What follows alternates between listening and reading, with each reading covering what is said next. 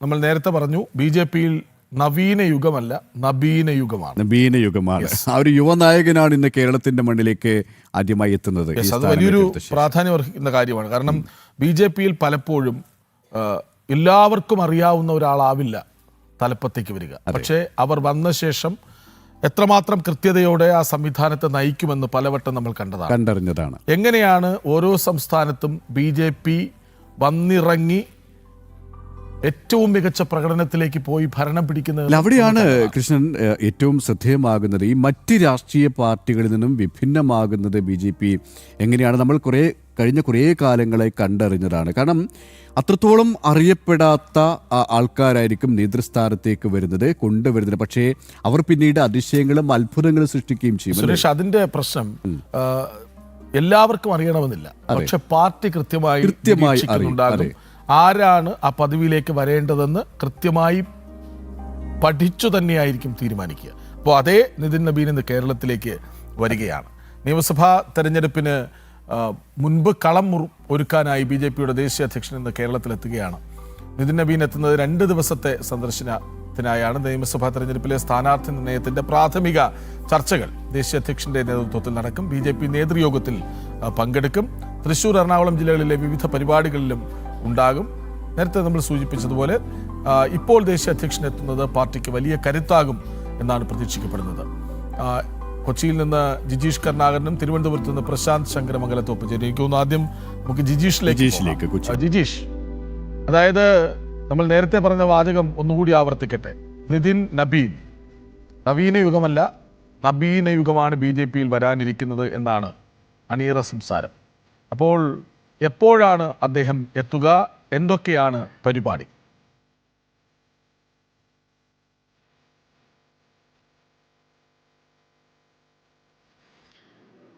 Krishnaraj, KP, നിങ്ങളെല്ലാം പറഞ്ഞതുപോലെ തന്നെ ഒരു യുവമുഖം ബി.ജെ.പിയുടെ ദേശീയ നേതൃസ്ഥാനത്തേക്ക്, ലോകത്തിലെ തന്നെ ഏറ്റവും വലിയ ജനാധിപത്യ രാഷ്ട്രീയ പാർട്ടിയുടെ മുഖമായി അല്ലെങ്കിൽ അതിൻ്റെ നേതൃസ്ഥാനത്തേക്ക് എത്തുമ്പോൾ അതിൻ്റെ ആവേശം അത് കേരളത്തിൽ കൂടി ആ പ്രവർത്തകരിൽ എത്തിച്ചുകൊണ്ട് തന്നെയാണ് നിതിൻ നബീൻ വിവിധ പരിപാടികളിൽ എറണാകുളം ജില്ലയിലും തൃശ്ശൂർ ജില്ലയിലുമായി നടക്കുന്ന പരിപാടികളിൽ പങ്കെടുക്കുന്നതിന് വേണ്ടിയും വിവിധ യോഗങ്ങളിൽ ഭാരവാഹി യോഗങ്ങളുണ്ട്, അതിൽ പ്രവർത്തക യോഗങ്ങളുണ്ട്, ബൂത്ത് തലത്തിലുള്ള പ്രസിഡന്റുമാരുടെ യോഗങ്ങളെല്ലാം തന്നെയുണ്ട്. അങ്ങനെ അവർക്കെല്ലാം ആവേശം പകർന്നുകൊണ്ട് നിതിൻ നബീൻ എത്തുന്നത് ഇന്ന് 1:45 അദ്ദേഹം നെടുമ്പാശ്ശേരിയിലെത്തും. അതിനുശേഷം താജ് ഹോട്ടലിൽ നെടുമ്പാശ്ശേരിയിലെ താജ് ഹോട്ടലിലാണ് ആദ്യം കോർ കമ്മിറ്റി യോഗം ഉള്ളത്. അതിൽ അദ്ദേഹം പങ്കെടുക്കുന്നുണ്ട്. 2 മണിക്കാണ് അത് നടക്കുന്നത്. അതിനുശേഷം 4 മണിക്ക് ബൂത്ത് തലത്തിലുള്ള ബൂത്ത് പ്രസിഡന്റുമാരുടെ ഒരു സമ്മേളനം, 6000-ഓളം പേർ അതിൽ പങ്കെടുക്കും.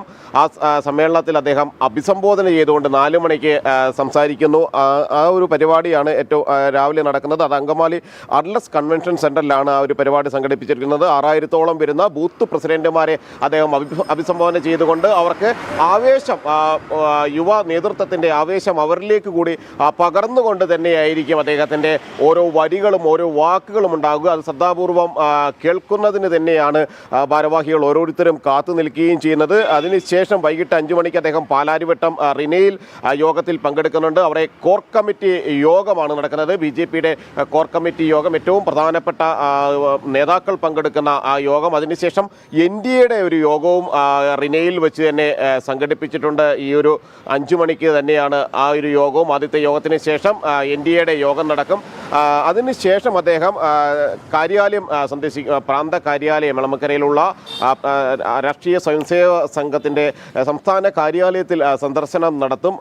ഈ ഒരു പരിപാടിക്ക് ശേഷം നാളെയും അദ്ദേഹത്തിന് വിവിധ പരിപാടികളുണ്ട്. നാളത്തെ പരിപാടികൾ പ്രധാനമായും തൃശ്ശൂർ ജില്ലയിലാണ് നിതിൻ നബീൻ്റെ പരിപാടികളെല്ലാം ക്രമീകരിച്ചിരിക്കുന്നത്. അദ്ദേഹം ആദ്യം കൊച്ചിയിൽ ആദിശങ്കരൻ്റെ ജന്മനാട് സന്ദർശിച്ച ശേഷം, ആദിശങ്കര ജന്മഭൂമിയിൽ സന്ദർശനം നടത്തിയ ശേഷമാണ് തൃശ്ശൂരിലേക്ക് പോകുന്നത്. തൃശ്ശൂരിലെത്തി നഗരത്തിലെ പ്രവർത്തകരുടെ ആവേശത്തിൽ പങ്കാളികളായിക്കൊണ്ട് തെരഞ്ഞെടുപ്പ് പ്രവർത്തനത്തിൻ്റെ ഭാഗമായിക്കൊണ്ട് അവിടെയുള്ള ചുവരെഴുത്ത് പ്രവർത്തനങ്ങളിൽ അദ്ദേഹം ഭാഗമാകും. സ്വാഭാവികമായും ചുവരെഴുത്തിൻ്റെ ഭാഗമായി ദേശീയ അധ്യക്ഷൻ എത്തുക എന്ന് പറയുന്നത് അത് പ്രവർത്തകർക്ക് നൽകുന്ന ഒരു പുത്തൻ ഉണർവ് എന്ന് പറയുന്നത് പറഞ്ഞറിയിക്കാൻ കഴിയാത്തതാണ്. അദ്ദേഹം കൂടി അതിൽ പങ്കാളിയാകുന്നു.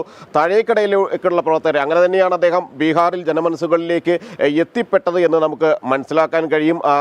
ആ ജനമനസ്സുകളിൽ എങ്ങനെയാണോ അദ്ദേഹം കടന്നു കയറിയത് അതുപോലെ തന്നെ കേരളത്തിലെ പ്രവർത്തകർക്കും അദ്ദേഹം ആവേശം പറന്നുകൊണ്ട് ചുവരെഴുത്ത് പ്രവർത്തനങ്ങളിൽ പങ്കാളിയാകും. ഒപ്പം തന്നെ അതിനുശേഷം 10:30 തൃശ്ശൂരിലെ ഹയാത്ത് റീജൻസിയിൽ വിവിധ മേഖലകളിലെ പ്രമുഖരുമായി പങ്കെടുപ്പിച്ചുകൊണ്ടൊരു ബഡ്ജറ്റ് ചർച്ച, കേന്ദ്ര ബഡ്ജറ്റ് ചർച്ച സംഘടിപ്പിച്ചിട്ടുണ്ട്. ആ ചർച്ചയിൽ അവർക്ക് പറയാനുള്ളത് കേൾക്കാനും അഭിപ്രായങ്ങൾ കേൾക്കാനും ഒപ്പം തന്നെ വീക്ഷണങ്ങൾ അവതരിപ്പിക്കാനും എല്ലാം തന്നെയുള്ള ഒരു അവസരമാണ് ആ ഒരു പരിപാടി. ഉച്ചയ്ക്ക് 1 മണിക്ക് ജില്ലാ ഓഫീസിൽ നടക്കുന്ന തൃശ്ശൂർ നിയമസഭാ മണ്ഡല നേതൃയോഗത്തിൽ പങ്കെടുക്കുന്നുണ്ട്. അതിനുശേഷം വൈകിട്ടോടെ നെടുമ്പാശ്ശേരിയിൽ തിരിച്ചെത്തിയ ശേഷം തിരികെ മടങ്ങുക എന്ന രീതിയിലാണ് ഇതിന്റെ പരിപാടികളെല്ലാം തന്നെ ജിജീഷ് കർണാകരനാണ് വിവരങ്ങൾ നൽകിയത്. ജിജീഷ് തുടങ്ങിയപ്പോൾ തിരുവനന്തപുരത്ത് നിന്നും കൃഷ്ണൻ പ്രശാന്ത് ശങ്കരമംഗലത്ത് കൂടി ചിരിക്കുകയാണ്. Prashant, good morning. ഇവിടെ ജിജീഷ് നിതിൻ നബീൻ വരുന്നു, അദ്ദേഹം ഏതൊക്കെ പരിപാടികളിലാണ് പങ്കെടുക്കുന്നത്, അതിൻ്റെ സമഗ്രമായ വിശദാംശങ്ങളാണ് നൽകിയത്. ഇനി നമുക്കറിയേണ്ടത് ഈ പുതിയ ദേശീയ അധ്യക്ഷൻ വരുമ്പോൾ വലിയ ഉത്സാഹത്തിലും ആവേശത്തിലുമാണ് BJPയും ഇന്ത്യയും ഒന്നാകെ. കാരണം അത്രത്തോളം മികവാർന്ന ഒരു വിജയം തന്നെയാണ് തദ്ദേശ തെരഞ്ഞെടുപ്പിൽ പാർട്ടി സ്വന്തമാക്കിയത്. ഇനി നിയമസഭാ തെരഞ്ഞെടുപ്പിൽ ഒരുങ്ങുമ്പോൾ അതിൻ്റെ തയ്യാറെടുപ്പുകൾ ഇങ്ങനെ മുറുകി നിൽക്കുമ്പോൾ തന്നെയാണ് ദേശീയ അധ്യക്ഷൻ വരുന്നത്. അത് എത്രത്തോളം കൂടുതൽ ആത്മവിശ്വാസവും ഉത്സാഹവുമാണ് അണികൾക്കും നേതൃത്വത്തിനും ഒരുപോലെ സമ്മാനിക്കുക. പ്രശാന്ത്,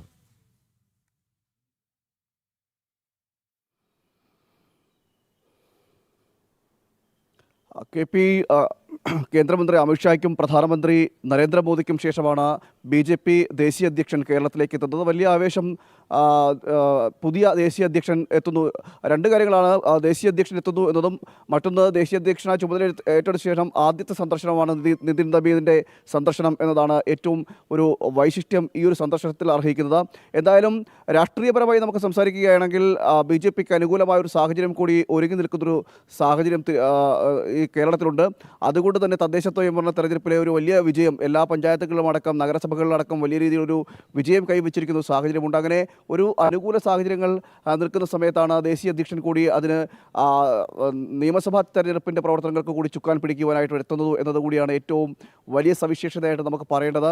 കാരണം ഈ കഴിഞ്ഞ ഒരു 10 കൊല്ലത്തെ ഇടത് ഭരണത്തിൽ വലിയ രീതിയിൽ അസ്വസ്ഥത ജനങ്ങൾക്കുണ്ട്. മാത്രമല്ല നമുക്കറിയാം അഴിമതി ഭരണം എന്ന് പറയുന്നത് സമാനതകളില്ലാത്ത ഭരണമാണ് ഈ കേരളത്തിൽ നടന്നുകൊണ്ടിരിക്കുന്നത്.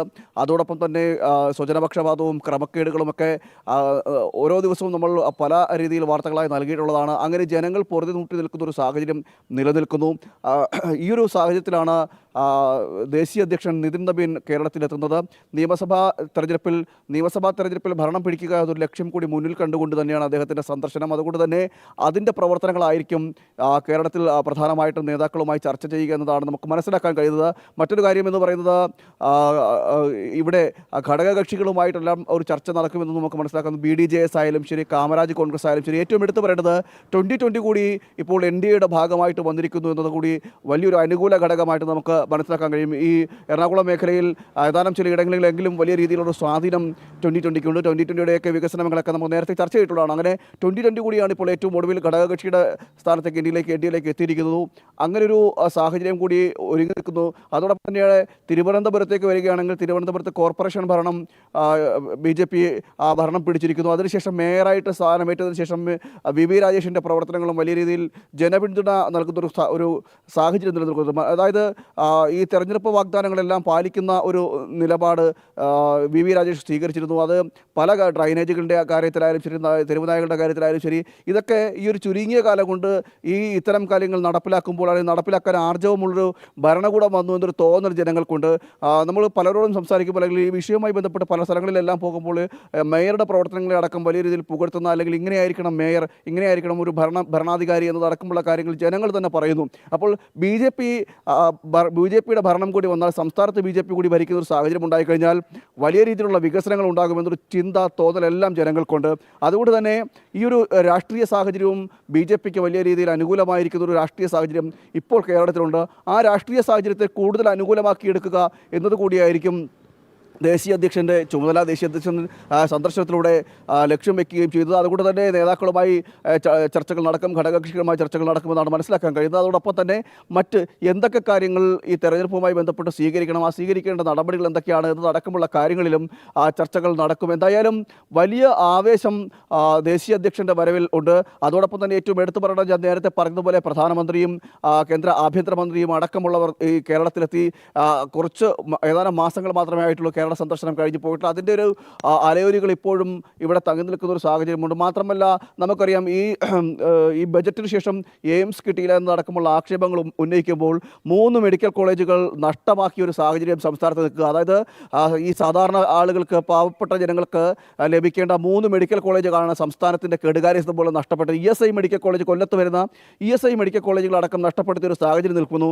അങ്ങനെ നമുക്ക് കേരളത്തിന് ആവശ്യമായ സാധനങ്ങളൊന്നും വാങ്ങിയെടുക്കാൻ കഴിയാതെ, അല്ലെങ്കിൽ അനുവദിക്കുന്ന പദ്ധതികൾ പോലും നടപ്പിലാക്കാൻ കഴിയാത്തൊരു സർക്കാരായിട്ട് ഇടതുപക്ഷ സർക്കാർ മാറി എന്നത് മാത്രമല്ല, അങ്ങനെ ഈ നേടുന്ന പദ്ധതികൾ അല്ലെങ്കിൽ അനുവദിക്കുന്ന പദ്ധതികൾ നടപ്പിലാക്കാതെ കേന്ദ്രത്തെ കുറ്റം പറയുന്ന ഒരു സമീപനമാണ് ഈ കേരളം സ്വീകരിക്കുന്നത്, പിണറായി സർക്കാർ സ്വീകരിക്കുന്നത് എന്നതടക്കമുള്ള കാര്യങ്ങളിൽ ഇപ്പോൾ ജനങ്ങൾക്ക് തന്നെ വ്യക്തത വന്നിരിക്കുന്നു. അതുകൊണ്ട് തന്നെ വരുന്ന തെരഞ്ഞെടുപ്പിൽ BJPയെ വിജയിപ്പിക്കുക അല്ലെങ്കിൽ BJPക്ക് അനുകൂലമായിട്ടുള്ള സാഹചര്യം ഒരുക്കുക എന്നതടക്കമുള്ള കാര്യങ്ങൾ ഇവിടെ ഉയർന്നു വരുന്ന ഒരു അവസ്ഥ കൂടി നിലനിൽക്കുന്നുണ്ട്. ഇതിനെല്ലാം അനുകൂലമാക്കിയെടുക്കുന്നതായിരിക്കും BJP ദേശീയ അധ്യക്ഷന്റെ സന്ദർശനം എന്നുകൂടിയാണ്. ശരി പ്രശാന്ത്, ജിജീഷിലേക്ക് ഒരിക്കൽ കൂടി. ജിജീഷ്, പ്രധാനമന്ത്രി, കേന്ദ്ര ആഭ്യന്തരമന്ത്രി അമിത്ഷാ, JP നഡ്ഡ, നിതിൻ ഗഡ്കരി, അങ്ങനെ എത്രയോ നേതാക്കൾ കേരളത്തിലേക്ക് വന്ന് പാർട്ടിയുടെ അടിത്തറ ശക്തിപ്പെടുത്താൻ ശ്രമിച്ചിട്ടുണ്ട്. പക്ഷേ ഇതൊരു പുതിയ നേതാവാണ്. നിതിൻ നബീൻ്റെ വരവിനെ BJP നേതൃത്വം കാണുന്നത് എങ്ങനെയാണ്? അവരുടെ പ്രതീക്ഷകൾ എന്താണ്? അവർ എങ്ങനെ പ്രതികരിക്കുന്നു?